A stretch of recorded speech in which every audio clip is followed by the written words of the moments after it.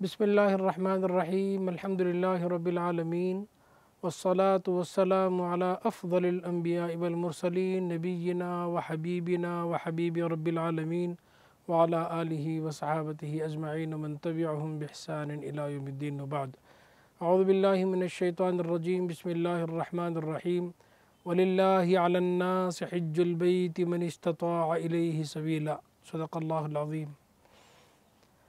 قابل احترام عازمین حج بیت اللہ الحرام حضرات و خواتین، السلام علیکم ورحمۃ اللہ وبرکاتہ۔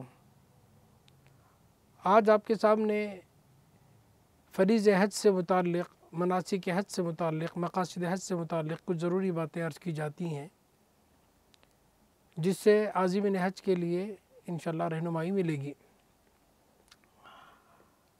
مقاصد حج میں سے سب سے پہلی بات یہ ہے کہ حج اللہ تعالیٰ کی رضا اور خوشنودی کا ذریعہ ہے اور ہر صاحب حیثیت پر اللہ تعالیٰ نے فرض کیا ہے۔ انسان کی زندگی میں حج سے بڑی تبدیلی آتی ہے، انسان خدا کا مخلص بندہ بنتا ہے، اس کی دین کی اقامت کے لیے، دین کی اشاعت کے لیے جد و جہد کرنے کا جذبہ اس کے اندر ابھرتا ہے۔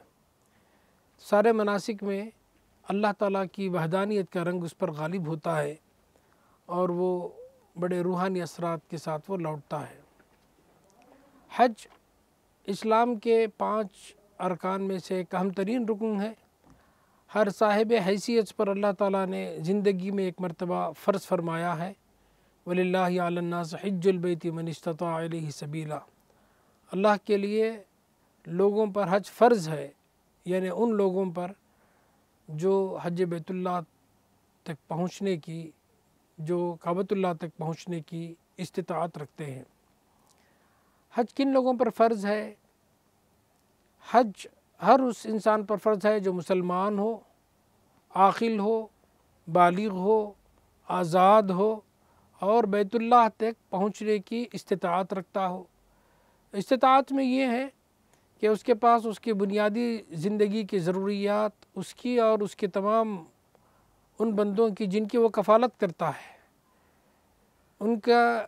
ان کی زندگی کی ضروریات سے زائد مال اس کے پاس اتنا ہو جو حج کے ایام میں کافی ہو جائے، یعنی 30-35 دن کے لیے اس کی بنیادی ضرورتیں حج کے دوران پوری ہو جائے، یعنی زاد راہ۔ نمبر 2، سواری، اس کے پاس سواری ہو جس سے وہ بیت اللہ تک پہنچ سکے، یا پھر اس کے پاس اتنا کرایہ ہو کہ جس سے وہ ہوائی جہاز کے ذریعے یا پانی کے جہاز کے ذریعے یا کسی اور ذریعے سے وہاں تک پہنچ سکے۔ اور استطاعت میں تیسری بات یہ ہے کہ راستہ ہر طرح کے خوف سے مامون ہو، جان اور مال کا خطرہ راستے میں نہ ہو۔ اور عورت کے لیے استطاعت میں یہ بات بھی شامل ہے کہ اس کے ساتھ محرم ہونا چاہیے۔ جمہور فقہاء اس بات کے قائل ہیں، جمہور علماء اور جمہور فقہاء اس بات کے قائل ہیں کہ عورت محرم کے بغیر سفر نہیں کر سکتی۔ البتہ امام مالک اور امام شافعی رحمۃ اللہ علیہ نے اس میں گنجائش نکالی ہے کہ عورتوں کی اگر جماعت ہو اور عورت محفوظ طریقے سے اس جماعت کے ساتھ جا کر آ سکتی ہو تو یقیناً وہ حج کے سفر پر جا سکتی ہے، اس کی اجازت انہوں نے دی ہے۔ حج میں نیابت بھی ہو سکتی ہے، مرد کی طرف سے عورت، عورت کی طرف سے مرد حج کر سکتا ہے، بشرطیہ کہ خود اس کا اپنا پہلا حج ہو چکا ہو، جسے حج بدل کہا جاتا ہے۔ حج کے ارکان میں اور حج کے فرائض میں سے 3 فرائض ہیں۔ نمبر 1 احرام ہے۔ احرام کے معنی نیت اور تلبیہ کے ساتھ حج یا عمرے میں داخل ہونا۔ نمبر 2 وقوف عرفہ، عرفہ کے مقام پر ٹھہرنا۔ اور تیسرا طواف زیارہ یا طواف افاضہ جسے کہا جاتا ہے۔ یہ تینوں حج کے اہم رکن ہیں۔ ان میں سے کوئی بھی رکن اگر چھٹ جائے گا تو حج نہیں ہوگا۔ حج کے کچھ فرائض ہیں، یہ 3 فرائض ہیں، اور حج کے کچھ واجبات ہیں۔ واجبات میں سے نمبر 1 مزدلفہ کے میدان میں قیام کرنا، رات گزارنا۔ نمبر 2 رمی جمرات، 3 جمرات ہیں، ان میں 10ویں ذی الحجہ کو یعنی عید قربان کے دن بڑے جمرے کو 7 کنکریاں مارنا، اور 11वें और 12वें दिन तीनों जमरात को कंकरियाँ मारना। नंबर 3 हज की क़ुरबानी जो 10वें ज़िलहिज्जा को ईद क़ुरबान के दिन करना ज़रूरी है और वो दूसरे और तीसरे दिन भी की जा सकती है। और नंबर 4 हलक़ या कसर, बालों का मुड़ाना या बालों का छोटा करना। मर्द के लिए बालों का मुड़ाना या छोटा करना, औरत के लिए चोटी में से कुछ बालों का काट लेना। और नंबर 5 सफ़ा मरवा की साई। और नंबर 6 तवाफ़ वदाई तवाफ़। तो ये 6 चीज़ें हज के वाजिबात में से हैं। वाजिबात का मतलब ये है कि इनमें से अगर कोई चीज़ छूट जाए तो हज तो हो जाएगा, लेकिन उसके छूटने पर क़ुरबानी वाजिब होगी, दम वाजिब होगा, एक बकरे की क़ुरबानी देनी पड़ेगी। तो ये हज के फ़राइज़ हुए, हज के शराइत हुए, हज के वाजिबात हुए। अब इहराम कहते हैं नियत और तलबिये के साथ हज या उम्रे में दाखिल होना। हज के सिलसिले में एक और बात अर्ज़ कर दूँ, अल्लाह के रसूल सल्लल्लाहु अलैहि वसल्लम ने इसकी बड़ी फ़जीलतें बयान फरमाई हैं। एक तो इस्लाम के अरकान में से है और अल्लाह के रसूल सल्लल्लाहु अलैहि वसल्लम ने फरमाया कि अल हज्जुल मबरूर लैसा लहू जज़ाउन इल्लल जन्नह, हज मबरूर का बदला सिर्फ़ अल्लाह ताला की जन्नत है।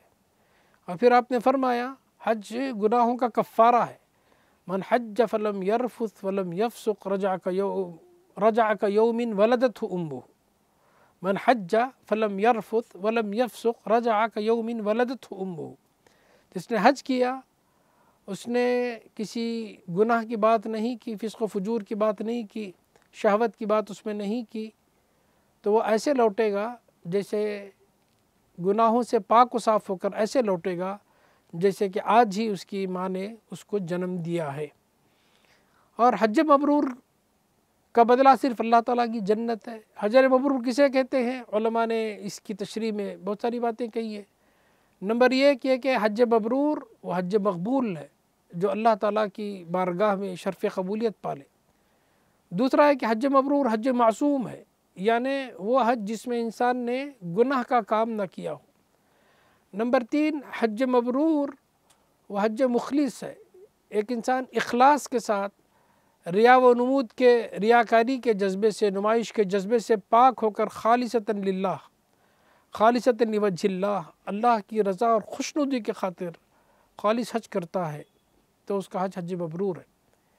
और ये बात भी कही गई कि हज मबरूर वो हज है जिससे इंसान की ज़िंदगी में इनक़िलाब पैदा हो जाए, एक सालेह तब्दीली आ जाए, हज के बाद की ज़िंदगी हज के पहले वाली ज़िंदगी से बेहतर हो।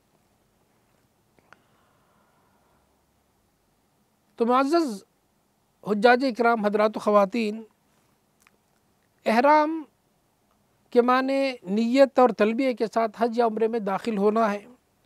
और एहराम का मीक़ात से पहले बांधना जायज़ है और मीक़ात से पहले बांधना इमाम अबू हनीफ़ा के नज़दीक मुस्तहब है। मीक़ात का हुक्म ये है, मीक़ात और उसका हुक्म ये है, मीक़ात कहते हैं कि अल्लाह के नबी सल्लल्लाहु अलैहि वसल्लम ने ज़मीन के मुख्तलिफ़ हिस्सों से आने वालों के लिए एक हद मुक़र्रर की है।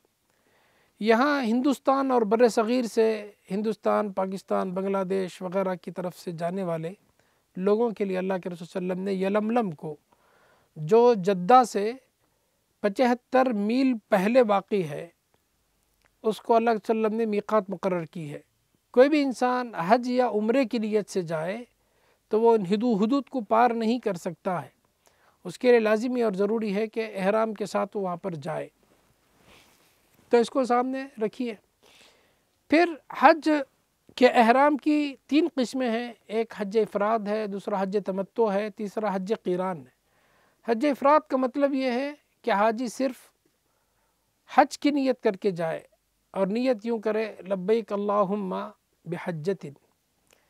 और दूसरी किस्म है हज तमत्तु की। तमत्तु के माने फ़ायदा उठाने के है, यानी कि हाजी उम्रे और हज के दरमियान फ़ायदा उठा लेता है। हज तमत्तु का मतलब यह है कि इंसान हज की जो नीयत करता है तो सिर्फ़ उम्रे की नीयत करे, लब्बैक उम्रतन या रब्बी लब्बैक अल्लाहुम्मा लब्बैक, اور متمتعن بہا الی الحج، یہ بھی اس پہ الفاظ ملتے ہیں، یعنی میں اللہ عمرے کی نیت کرتا ہوں حج تمتع کے ساتھ، تو اس کا مطلب یہ ہوتا ہے کہ انسان عمرے کی نیت کرے، عمرے کے ارکان ادا کرے، اور پھر وہ احرام کھول کے حلال ہو جائے اور وہ اسی طریقے سے رہے، پھر 8ویں ذی الحجہ کو اپنے مقام سے وہ دوبارہ حج کی نیت کر کے حج کا احرام باندھ کے حج کے ارکان ادا کرے، یہ حج تمتع ہے۔ چونکہ عمرے اور حج کے درمیان میں وہ فائدہ اٹھا لیتا ہے حلال ہو کر، احرام کھول کر، تو اس لیے اس کو حج تمتع کہا جاتا ہے۔ اور تیسری قسم ہے حج قیران، یعنی بیک وقت عمرے اور حج کی نیت کرنا، عمرہ کر کے احرام نہیں کھولنا، اسی حالت میں احرام کی پابندیوں کے ساتھ رہنا، پھر 8ویں ذی الحجہ کو اسی احرام میں وہ مناسک حج ادا کرنا، تو یہ حج قیران کرتا ہے۔ قرنہ کے معنی ملانے کے ہیں، تو عمرے اور حج کو ملا لینے کو حج قیران کہتے ہیں۔ عام طور سے بر صغیر سے جانے والے احباب وہ حج تمتع کرتے ہیں، تو ان کے لیے 2 باتیں ضروری ہیں وہ یاد رکھیں۔ وہ لوگ جو حج کے لیے تشریف لے جا رہے ہیں حج کمیٹی کی طرف سے یا پھر کسی پرائیویٹ ٹور سے، اگر وہ مدینہ طیبہ پہلے جا رہے ہیں، بنگلور سے مثال کے طور پر، یا کسی اور مقام سے، حیدرآباد سے، بامبے سے، کہیں سے بھی، اگر براہ راست وہ جو ہے مدینہ منورہ چلے جاتے ہیں تو ان کو عمرے کی نیت نہیں کرنی ہے، مدینہ کی زیارت کی نیت کرنے اور 8 دن وہاں پر قیام کرے۔ مدینہ سے مکہ مکرمہ نکلتے ہوئے 6 کلومیٹر کے فاصلے پر ذوالحلیفہ ہے، وہ بھی میقات ہے، تو ذوالحلیفہ پر یا پھر اپنے ہوٹل سے ہی مدینہ طیبہ میں وہ احرام باندھ لے، اور پھر مکہ مکرمہ میں جا کر عمرہ کر کے وہ احرام کھول دے، پھر 8ویں ذی الحجہ کو وہ حج کا احرام باندھے۔ جو لوگ براہ راست جدہ چلے جاتے ہیں اور پہلے مکے کی وزٹ ان کو کرائی جاتی ہے، تو ان کے لیے لازمی ہے کہ وہ بنگلور سے یا حیدرآباد سے یا بامبے سے یا دہلی سے یا کسی بھی اور مقام سے جہاں سے وہ نکل رہے ہیں، اپنے ہی مقام سے احرام باندھ لے، نیت کر کے نکلے، اور پھر کعبۃ اللہ پہنچ کر عمرے کے ارکان اور مناسک ادا کر دے، احرام کھول دے، پھر وہ 8ویں ذی الحجہ کو دوبارہ اپنے مقامات سے وہ حج کا احرام باندھ کے مناسک حج کے لیے مینا چلے جائے۔ تو اس کی تفصیل میں انشاءاللہ بتاؤں گا۔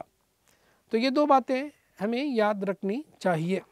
احرام جب انسان باندھتا ہے تو اس پر کچھ پابندیاں لازم آتی ہیں، جسے محرمات احرام کہتے ہیں یا محظورات احرام کہتے ہیں۔ کیا چیزیں احرام کی حالت میں حرام ہیں؟ نمبر 1، سر یا جسم کے بالوں کا کاٹنا یا مونڈنا یا نوچنا، شیونگ وغیرہ آپ نہیں کر سکتے ہیں، بالوں کو نوچ نہیں سکتے ہیں، کتر نہیں سکتے ہیں، الا ہے کہ بیماری ہو، سر میں زخم ہو جائے تو انسان بال نکال سکتا ہے، مگر اس پر قربانی واجب ہوتی ہے۔ دوسرا، ناخن کاٹنا، چاہے آپ نیل کٹر سے کاٹے یا دانت سے کترے، یہ درست جائز نہیں ہے۔ نمبر 3، سلا ہوا کپڑا پہننا مرد کے لیے سلا ہوا کپڑا پہننا، جیسے قمیص ہے، شلوار ہے، پینٹ ہے، شرٹ ہے، انڈر ویئر ہے، بنین ہے، اندر پہنے جانے والے سلے ہوئے کپڑے ہیں، تو مرد کے لیے جائز نہیں ہے۔ وہ صرف 2 بغیر سلے ہوئی چادریں، ایک چادر باندھ لے اور ایک چادر اوڑھ لے، البتہ وہ کمر بند بیلٹ وغیرہ جو سلی ہوئی ہے وہ اوپر سے لگا سکتا ہے، اور جس پہ جیب بنا ہوا ہو پاسپورٹ رکھنے کے لیے وہ، یا دستاویز رکھنے کے لیے، ضروری ڈاکومنٹس کاغذات وغیرہ رکھنے کے لیے یا پیسے رکھنے کے لیے، تو وہ بیلٹ کا استعمال کر سکتا ہے۔ نمبر 4، پاؤں میں موزے نہیں پہننا چاہیے، ساکس نہ پہنے، یا پھر جو ہے وہ جراب کہتے ہیں، چمڑے وغیرہ کے جو ملتے ہیں، وہ چپل جو ہے، چپل ہو یا جوتے، ٹخنوں سے نیچے ہونا چاہیے، اور پھر بدن پر خوشبو نہ لگائے یا خوشبودار چیز استعمال نہ کرے، جیسے صابن ہے، شیمپو ہے، عطر ہے، یا کوئی بھی خوشبو کی چیز جیسے زعفران ہے، سونف ہے، یہ سب چیزیں اس کے دوران جو ہے استعمال نہیں کرنا چاہیے۔ عورت کا چہرہ کھلا رہے، نقاب نہ ڈالے، عورت دستانے وغیرہ استعمال نہ کرے، خشکی کے جانوروں کا شکار نہ کرے یا اس کی طرف اشارہ نہ کرے، جماع اور جماع سے متعلق جو چیزیں ہیں وہ نہ کرے، جیسے بوس و کنار ہے، یا پھر جمعہ سے متعلق گفتگو ہے وہ نہ کرے، لڑائی جھگڑا بدکاری اور معصیت کے کام نہ کرے۔ تو احرام کی حالت میں ان چیزوں سے بچنا چاہیے۔ معزز عازمین حج، حجاج اکرام، حضرات و خواتین، اب میں مختصر طور پر آپ کو پورا طریقہ حج کا اور حج کے 5 دن کے اعمال میں آپ کے سامنے رکھتا ہوں ترتیب کے ساتھ، اس کو غور سے سماعت فرمائیں۔ آپ حج تمتع کر رہے ہیں تو سب سے پہلے آپ اپنے گھر سے یا ایئرپورٹ سے یا حج ہاؤس سے، جہاں سے بھی آپ نکل رہے ہیں، آپ غسل کریں۔ اس کے بعد مرد حضرات جو ہے 2 چادریں بغیر سلے ہوئی 2 چادریں، ایک اوڑھ لے ایک باندھ لے۔ عورت کا جو لباس پہنی ہوئی ہے شائستہ لباس ہو، ساتر لباس ہو، ڈھیلا ڈھالا لباس ہو، وہی اس کا احرام ہے۔ البتہ وہ بالوں کو چھپائے گی، چہرہ کھلا رکھے گی، ہاتھوں کو کفین تک، ہتھیلیوں تک کھلا رکھے گی اور بال کو چھپائے گی۔ تو مردوں کے لیے 2 چادریں۔ تو اس کے بعد وہ 2 رکعت نماز پڑھے، احرام کی 2 رکعت نیت سے 2 رکعت نماز مسنون نماز پڑھیں۔ پھر اس کے بعد قبلہ رخ ہو، پھر نیت کرے لبیک اللہم بعمرۃ متمتعا بہا الی الحج، اے اللہ میں حج تمتع کی نیت کرتا ہوں، عمرے اور حج کی نیت کرتا ہوں، عمرے کی نیت کرتا ہوں جو کہ حج تمتع میں منتقل ہوگا۔ تو آپ احرام میں داخل ہو گئے۔ اب جو پابندیاں میں نے ذکر کی ہیں وہ ساری پابندیاں آپ پر لاگو ہو جاتی ہیں۔ تو آپ کو سر نہیں ڈھکنا چاہیے، سوتے ہوئے بھی سر کو کھلا رکھنا چاہیے، اور جو ساری پابندیاں، بال کا نکالنا ہے، ناخن کا تراشنا ہے وغیرہ وغیرہ، خوشبو کا لگانا ہے، یہ سب چیزیں بالکل استعمال آپ نہ کریں۔ آپ براہ راست مکہ مکرمہ پہنچ رہے ہیں تو پھر آپ مناسک عمرہ ادا کریں۔ پہلے آپ طواف کریں، طواف کے 7 چکر ہیں، اور اس میں مستحب یہ ہے کہ آپ اپنا مرد حضرات جو ہے اپنا سیدھا مونڈھا وہ کھلا رکھے اور چادر اس کے نیچے سے یوں ڈال لیں، اور پہلے 3 اس میں چکروں میں وہ رمل کریں، اور پھر اس کے بعد 2 رکعت طواف کی نماز پڑھیں۔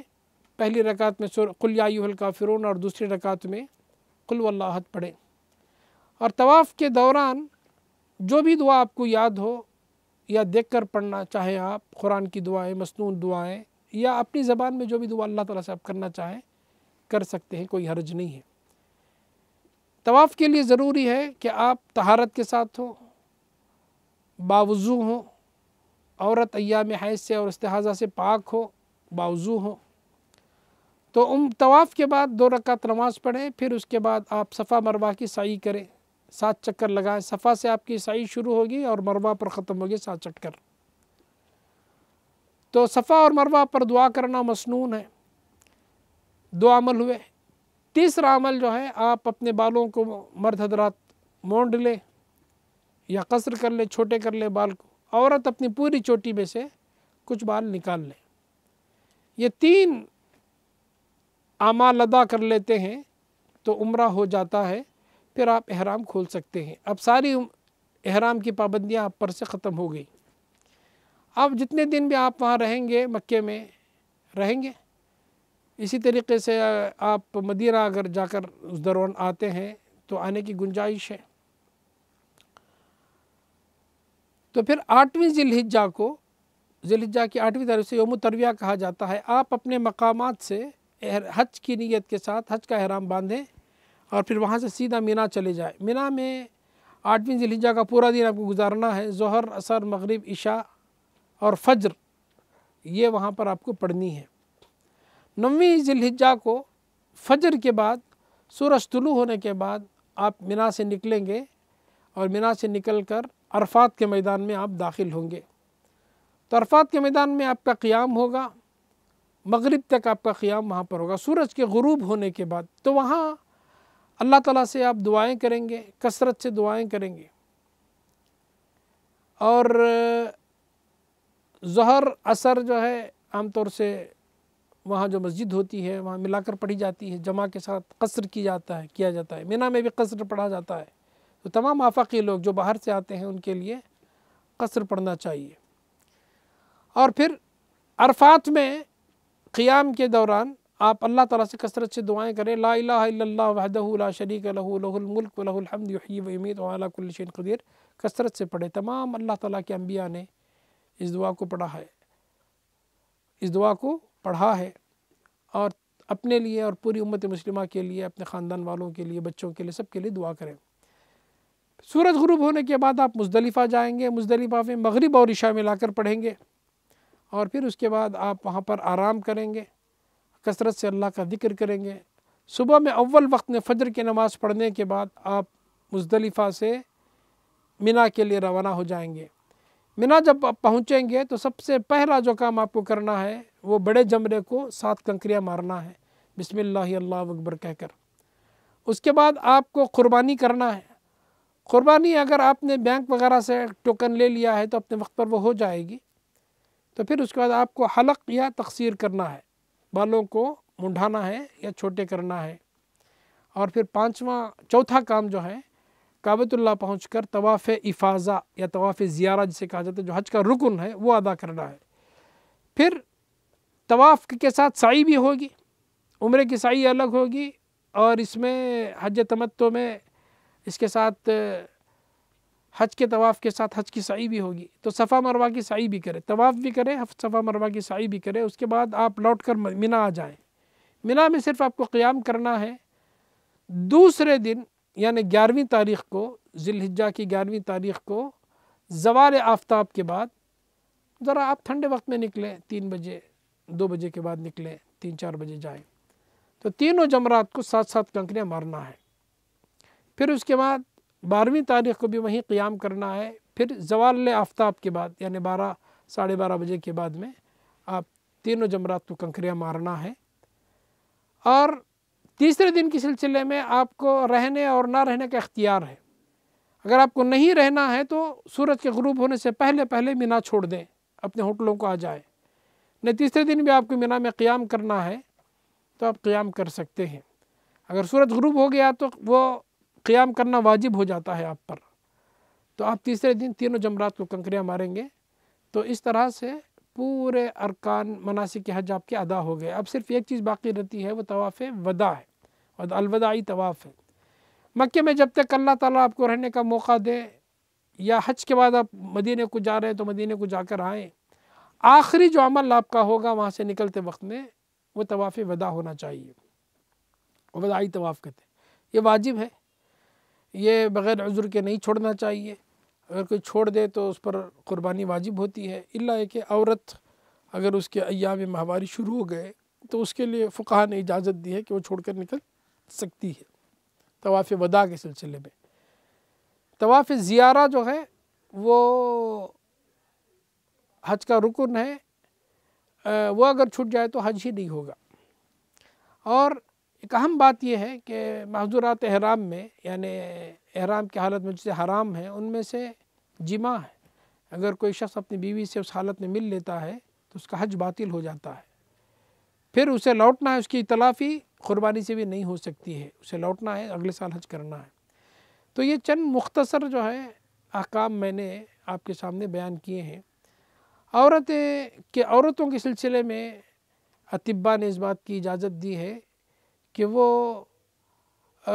حیض کو روکنے کے، مانع حیض کے کچھ ٹابلٹس وغیرہ ان دنوں میں، ایام حج میں، تاکہ پرسکون طریقے سے وہ ان مناسک کو ادا کر سکے، اگر وہ چاہے تو وہ ٹابلٹ لے سکتی ہے تاکہ 5-6 دن پورے سکون کے ساتھ جو ہے وہ ایام ادا کر سکے۔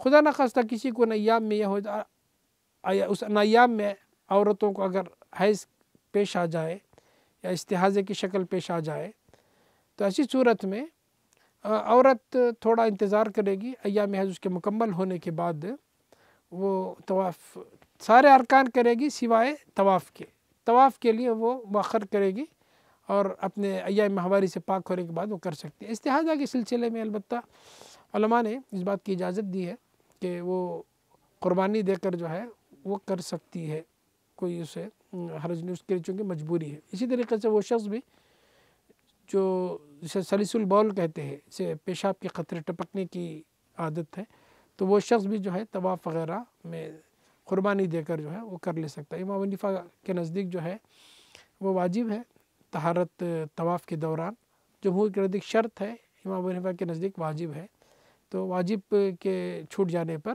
قربانی دینا کافی ہو جاتا ہے۔